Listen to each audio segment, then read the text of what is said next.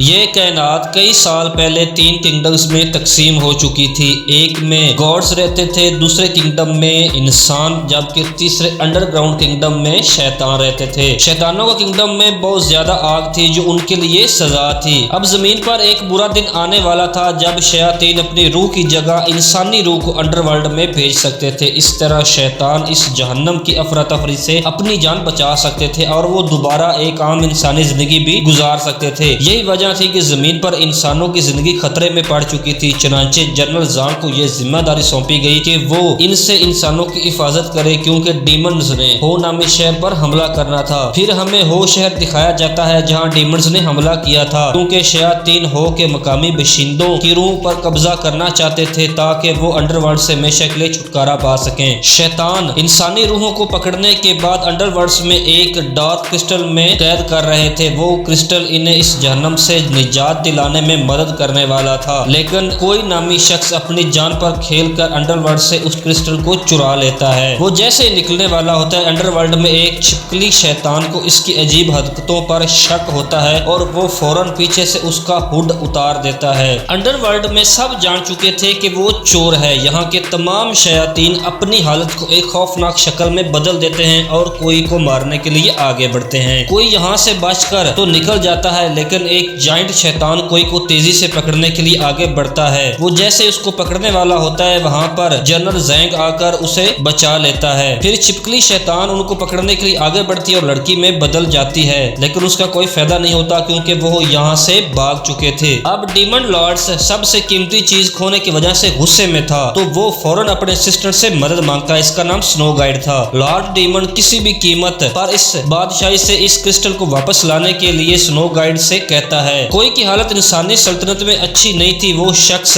جو اس سیاہ کرسٹل کو انسانوں کی جان بچانے کے لیے لایا تھا۔ جنرل زانگ اسے یہاں دوائی دیتا ہے جس سے اس کے زخم جلد ٹھیک ہو جاتے ہیں۔ اس کے بعد زانگ کوئی کو شیطانوں سے لڑنے کے لیے تیار کرتا ہے، کیونکہ شیطان اپنے ڈارک کرسٹل کی چوری پر خاموش نہیں رہنے والے تھے اور وہ اسے واپس لانے کے لیے یہاں ضرور آئیں گے۔ زانگ اپنی تربیت کے دوران کوئی کو ایک میجیکل فین دیتا ہے۔ یہ میجیکل فین ایسا تھا جس پر کوئی انسان جب اپنا خون ڈالتا تھا تو وہ ایک بہت بڑے شیطان میں بدل جاتا تھا۔ جب کوئی یہاں پر اپنے اصلی روپ میں آتا ہے تو وہ پانی میں اپنا عکس دیکھ کر ڈر جاتا ہے۔ زینگ اسے سمجھاتا ہے کہ آپ کو کسی کے سامنے اپنے آپ کو بدلنے کی ضرورت نہیں ہے، ورنہ عوام ہمیں اپنا دشمن سمجھے گی۔ پھر زانگ اسے تربیت دیتا ہے کہ وہ اپنے آپ کو ایک طاقتور شیطان میں کیسے بدل سکتا ہے۔ کوئی کے پاس ایک خاص تلوار بھی تھی جس سے اس کی ریڑھ کی ہڈی سے نکالا گیا تھا۔ زانگ اسے تلوار کو استعمال کرنے کا بھی سکھاتا ہے اور اسے لڑنے کی تربیت بھی دیتا ہے۔ ہو کے شہر آسمان سے آنے والے جنرل زانگ کے سامنے گھٹنے ٹیکتے ہیں اور زانگ انہیں بتاتا ہے کہ ڈیمن ہم پر حملہ کرنے والے ہیں اور ہم ان شیطانوں سے ضرور جیت جائیں گے کیونکہ ہمارے پاس ڈارک کرسٹل ہے۔ اگلے سین میں ہمیں کچھ خوبصورت ڈانسرز دکھائی جاتی ہیں جو شہر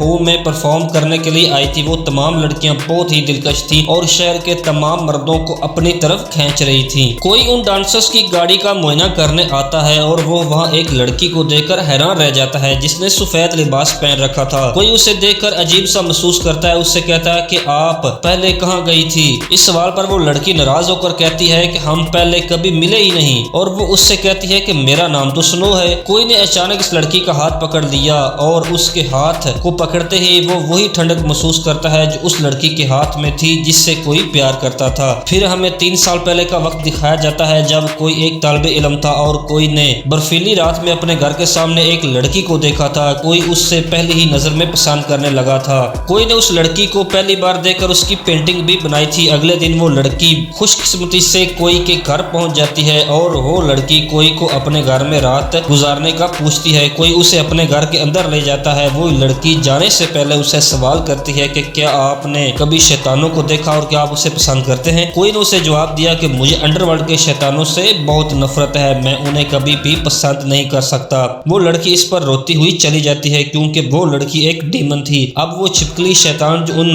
ڈانسرز کے ساتھ انسانی دنیا میں آئی تھی، اس نے دیکھا کہ اس شو میں تمام مرد موجود ہیں، صرف کوئی ہی غائب ہے۔ پھر ہمیں دکھایا جاتا ہے کہ کوئی اس لڑکی یعنی سنو کے ساتھ باتیں کر رہا ہوتا ہے۔ سنو اسے اپنے ہتھیار سے مارنے والی تھی، لیکن کوئی کو جب پتا چلتا ہے کہ وہ اس پر حملہ کرنے والی تھی، وہ اس پر حملہ کر کے سنو کو مفلوج کر دیتا ہے۔ اس کے بعد کوئی تیزی سے اس مندر کی طرف جاتا ہے جہاں انہوں نے بلیک کرسٹل چھپا رکھا تھا۔ کوئی وہ کرسٹل चुरा लेता है क्योंकि उसे पता चल गया था कि डीमंस वहां पहुंच चुके हैं और वो आज रात ही उसे चोरी करने वाले थे। वहां ज़ैंग की जादुई मखलूक भी डार्क क्रिस्टल की हिफाजत कर रही होती है। कोई उस जगह से निकलने वाला होता है कि मंदिर में एक जायंट शैतान आ जाता है जिसे ज़ांग के मुहाफिज मखलूक ने मार दिया था। दूसरी तरफ स्नो भी इसी के असल रूप में आ चुकी थी क्योंकि वो क्रिस्टल की तलाश में निकली थी। जब वो क्रिस्टल को तलाश करते हुए इस मंदिर तक पहुंचती है तो वहां कोई भी अपने शैतानी रूप में आ जाता है। वो दोनों एक दूसरे को पहचान नहीं पाते और उनके दरमियान लड़ाई शुरू हो जाती है। कोई और स्नो दोनों जम जाते हैं और छिपकली शैतान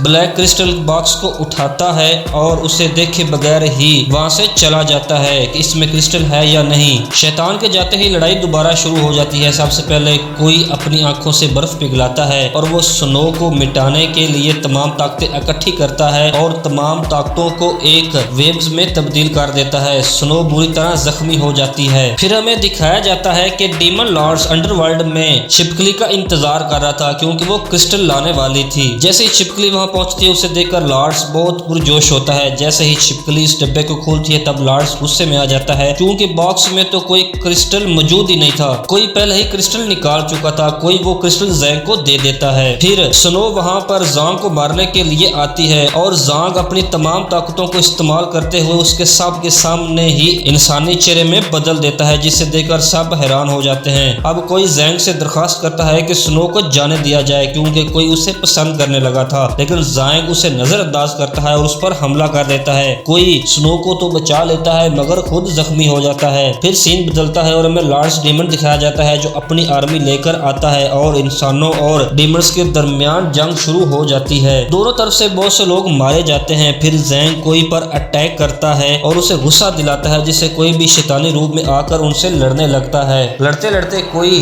डीमन लॉर्ड्स के एक हिस्से को काट देता है। लड़ाई के दौरान कोई वहां से गायब हो जाता है। ज़ांग ने कोई को लॉर्ड्स डीमन को मारने का हुक्म दिया लेकिन वो डीमन लॉर्ड को जिंदा छोड़ देता है। ज़ांग कोई को कहता है कि चलो स्नो को ही मार दो। कोई स्नो के पास जेल में चला जाता है और उसे बचाकर वहां से निकल जाता है। अब हमें दिखाया जाता है कि कोई में अजीब सी तब्दीलियां नजर आना शुरू हो गई थी और कोई अचानक स्नो पर हमला कर देता है जिसे छिपकली शैतान बड़ी मुश्किल से बचा लेती है। फिर छिपकली कोई को एक लिक्विड देती है जो उसे ज़ैंग ने दिया था। वो कहती है कि इसे लेने के बाद शैतानी ताकतें इंसान से दूर रहती हैं और वो यहाँ कोई को एक बहुत बड़ा सच बताती है। वो बताती है कि कोई बहुत अरसा पहले मारा जा चुका था और ज़ैंग ने उसे बेकसूर होने पर फांसी दी थी और वो ये भी बताती है कि ये लिक्विड कोई को उसके जिस्म पर काबू रखने के लिए दिया जाता था। यहाँ पर हमें पता चलता है कि कोई एक शैतान है। इसमें तब्दीली इस वक्त ज़ाहिर शुरू होना हो गई थी जब उसने काफी अरसा से वो लिक्विड नहीं लिया था। इसके बाद कोई अंडरवर्ल्ड में जाने का फैसला करता है।